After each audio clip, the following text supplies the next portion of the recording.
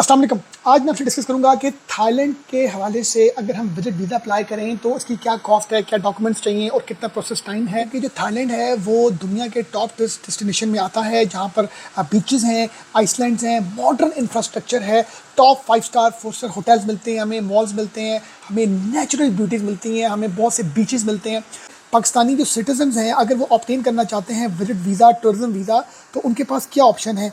उनके पास दो ऑप्शन है। एक तो वो ई वीज़ा अप्लाई कर सकते हैं, खुद से सेल्फ अप्लाई कर सकते हैं। दूसरा वो जो एजेंट हैं ऑथराइज्ड थाई एम्बेसी ने जो एलोकेट किए हुए हैं पाकिस्तान में, हम उनके थ्रू भी अप्लाई कर सकते हैं। अगर हम उनके थ्रू अप्लाई करते हैं तो मतलब वो भी हमारे पास ऑप्शन है, और अगर हम सेल्फ अप्लाई करना चाहें हमारे पास वो भी ऑप्शन है।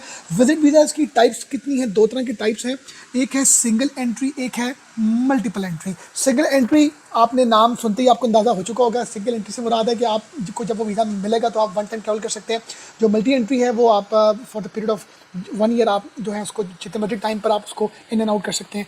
अब हम ये थोड़ा सा जानते हैं कि आपको वीज़ा अप्लाई करने के हवाले से कौन कौन से डॉक्यूमेंट्स चाहिए। एक तो आपको कवर लेटर चाहिए या आपको कंपनी वर्किंग लेटर चाहिए। मतलब अगर आप कहीं जॉब कर रहे हैं तो आपको वो एम्प्लॉयमेंट लेटर चाहिए। अगर आप बिजनेस कर रहे हैं तो आपका बिजनेस प्रूफ कि ये मेरी कंपनी है, उसके लेटर में कोई ना कोई आपको ऐसे एविडेंस उनको देना है। नंबर सेकंड, आपको फर्स्ट जो एम्प्टी पासपोर्ट पेज है वो देना है, जो जिस पर पिक्चर होती है, जिस पर सारे पर्टिकुलर्स होते हैं। उसके साथ आपको जो वैलिडिटी उस पासपोर्ट की होनी चाहिए वो 6 मंथ से ज़्यादा की उसकी वैलिडिटी हो। मीन्स की एक्सपायरी जो है वो उसकी ऐसा ना हो कि 2 4 5 महीने की उसकी एक्सपायरी हो पासपोर्ट की, 6 मंथ से कम की ना हो।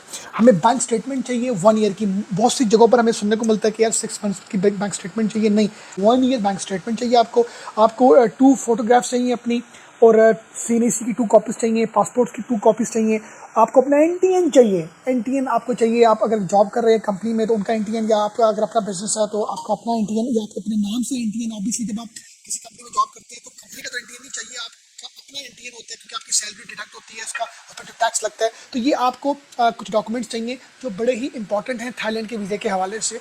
ऑब्वियसली हमें उसके लिए कंफर्म हमें अपनी होटल बुकिंग चाहिए और हमें अपनी रिटर्न टिकट चाहिए।